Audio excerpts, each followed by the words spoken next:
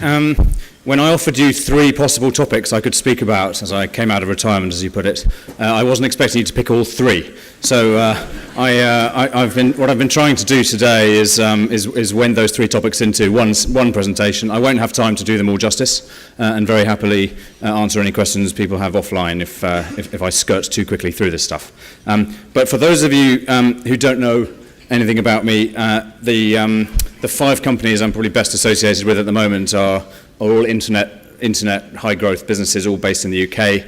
I was one of the founders of the business now called LoveFilm, and it's that business that I'm going to use to illustrate the lessons I've learned in the last 5 or 6 years. Let's a round of applause for this guy. This guy's been in so much stuff. Well done. We're not finished yet, Mike.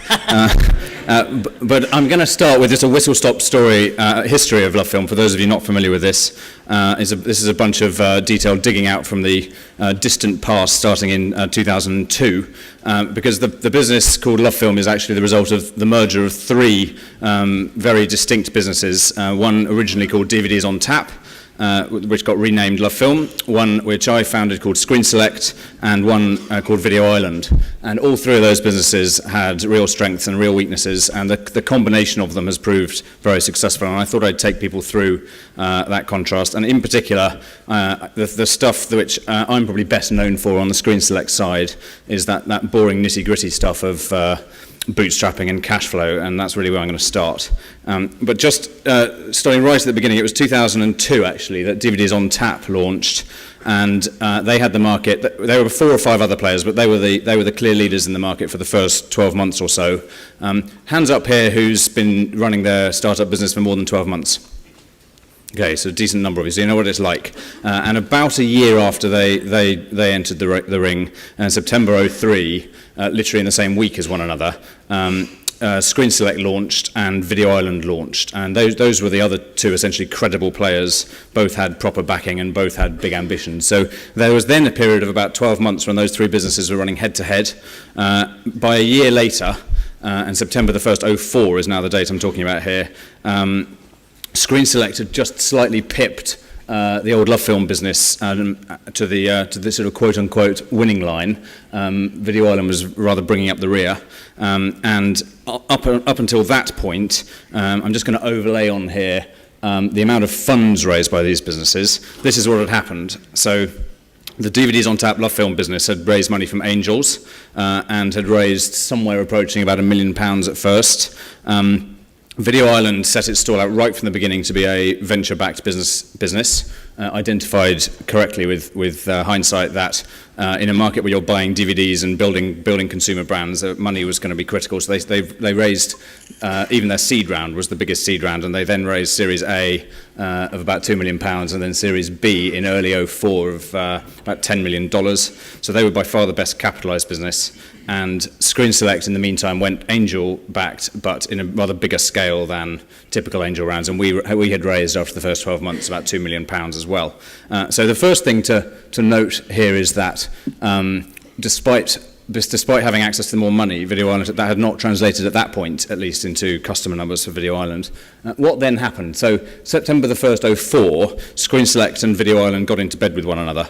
We figured the combination of the most customers and the most money was going to be the winning combination. And for the next 12 months, we then sort of duked it out with the LoveFilm business and really pushed for growth. You can see how that money really accelerated the growth on the red line there. We consolidated onto the Screen Select brand, pushed for growth, and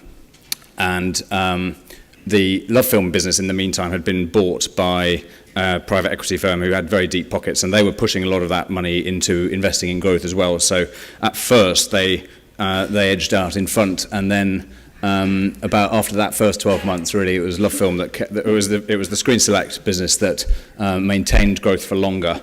And actually, at the end of this graph in early 06, but the the final merger on this graph happened, and we all got into bed with one another. And the story, which I'm not going to go into for confidential reasons, has been continued rapid upward growth on that graph to now over 1 million subscribers on the combined business. But there are 3 questions that this poses that I want to elucidate today. The first of those is, how was it that Screen Select, which was the bootstrapping type business, beat the businesses with the cash, at least in terms of that first 12 months after its launch? The second question is, how come in that last 12 months on this page, it was cash flow actually that beat money? My point being there, actually, in terms of access to funds and deep-pocketedness, the LoveFilm business, if anything, was equally matched with the Video Island Screen Select business. But in fact, as you can see, it's somewhat stalled for about a year on growth, and that comes down to cash flow management, as I'll explain.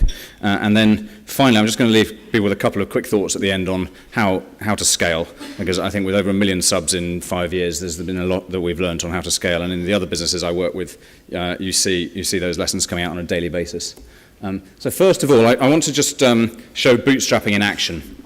This was an actual slide from a management deck, which essentially shows the figures a month before Video Island and Screen Select got into bed, and we took over that business in September 2004.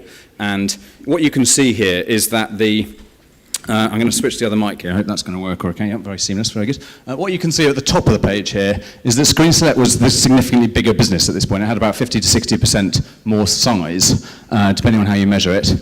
And yet, despite that, what you can see at the bottom of this page is that in cost terms, it was a significantly smaller business. So the overheads were 40% lower, the EBITDA loss at that point was 60% lower, and the cash burn was about half the burn on Video Island, and that comes down to Screen Select being run very much in a bootstrapping way, and Video Island being essentially very much a sort of more classically venture-backed type of business. And so to give people some examples of that, for example, I think the biggest difference was in the hiring approach, where Video Island, as a venture-backed business, had a hire ahead of the curve mentality and looking for people who had done it before, who tended to be expensive, even way back in 2003. And Screen Select was much more of a scrappy entrepreneurial approach, where we were essentially all running at 110 hours in a week and hiring behind the curve and looking for people who we felt could do the job rather than had already done the job, and those people were less experienced and cheaper.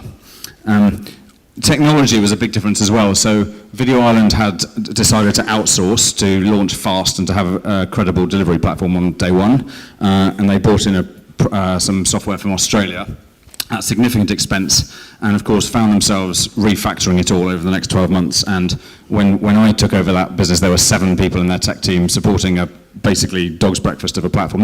No disrespect to those tech team. That was, I think, the nature of what happened when you were buying in an Australian platform and trying to adapt it.